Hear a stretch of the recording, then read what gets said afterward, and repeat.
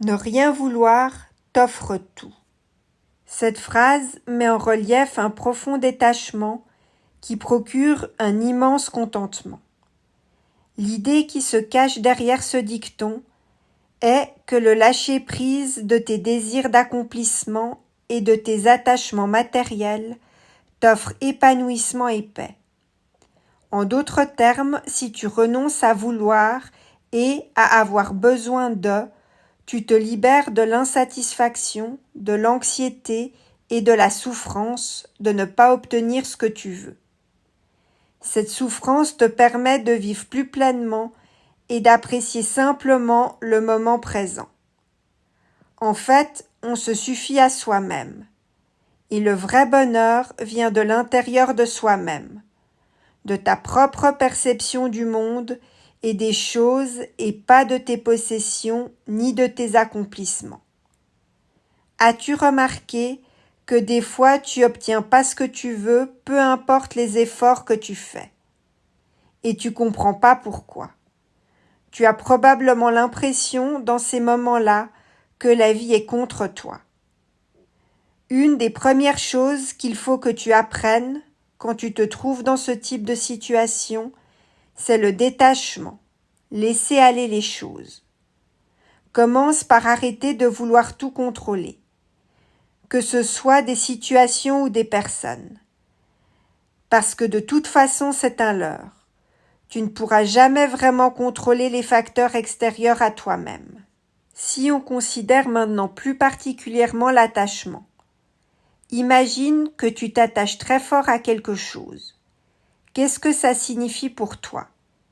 Eh bien, sache que ça indique que tu ne possèdes pas vraiment cette chose, ou que tu as peur de la perdre, d'en manquer. Sinon, tu ne t'y accrocherais pas autant. Si tu sais que tu possèdes quelque chose et que tu le posséderas toujours, ou que tu sais que tu peux te le reprocurer facilement, tu ne seras pas désespéré de t'y attacher démesurément. Si tu es attaché à une situation ou à une chose, sache que c'est pas toi qui la contrôle, mais que cette chose ou situation, c'est elle qui te contrôle. Ça veut dire que tu as perdu le pouvoir sur toi-même et sur tes propres émotions. Si tu as l'impression que rien ne fonctionne comme tu le voudrais, il faut que tu en apprennes la leçon du lâcher-prise. Pourquoi? Parce que souvent, plus tu pourchasses quelque chose, moins tu l'obtiens. Mais si tu t'en détaches, si tu lâches prise, les choses viendront à toi plus facilement. Parce que tu arrêtes de vivre dans l'obsession, de mettre la pression, de te mettre la pression. En fait, on a tendance à pourchasser les choses à l'extérieur de nous-mêmes, que ce soit le succès, l'argent ou tant d'autres choses.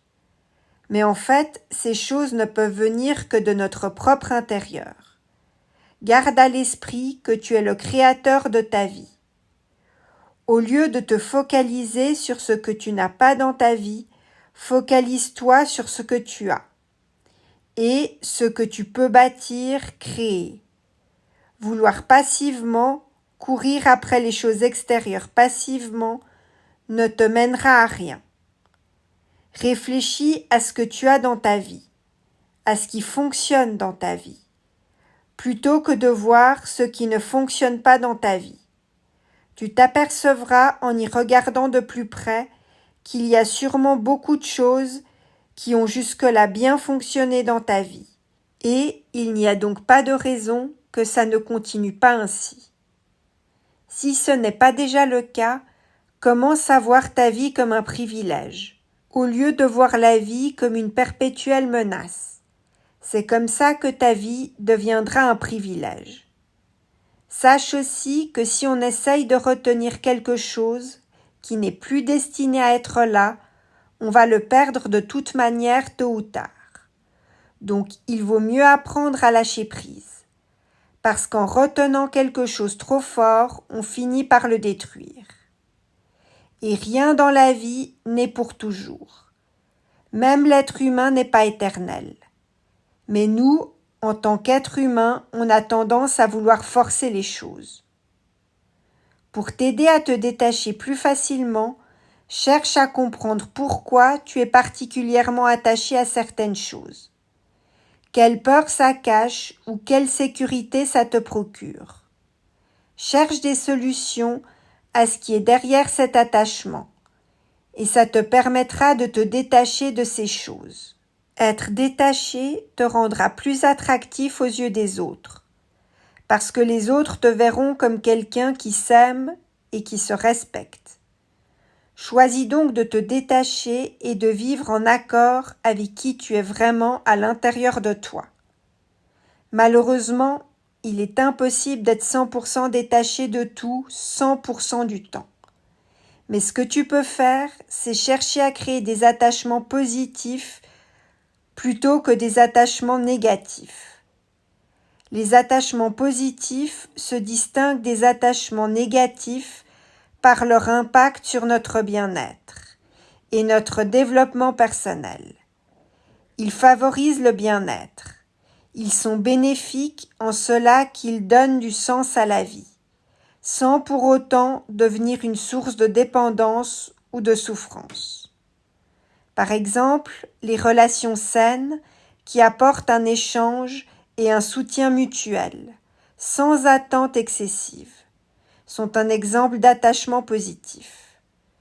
Une passion pour un métier ou un loisir peuvent également enrichir la vie et apporter une profonde satisfaction sans devenir une obsession. Les attachements négatifs, en revanche, sont des liens qui, au lieu de te nourrir de manière positive, drainent ton énergie, créent de la dépendance et peuvent mener à la souffrance. Ce type d'attachement se caractérise par la peur de perdre ou par une fixation excessive qui nuit à l'épanouissement personnel. Par exemple, une relation où l'une des deux personnes est trop dépendante de l'autre peut compromettre la relation en engendrant une dynamique toxique, source de souffrance. Du point de vue de l'attachement matériel, une obsession pour les possessions matérielles où l'on croit que le bonheur dépend de l'acquisition de biens engendrera non seulement une insatisfaction constante, mais aussi de l'anxiété.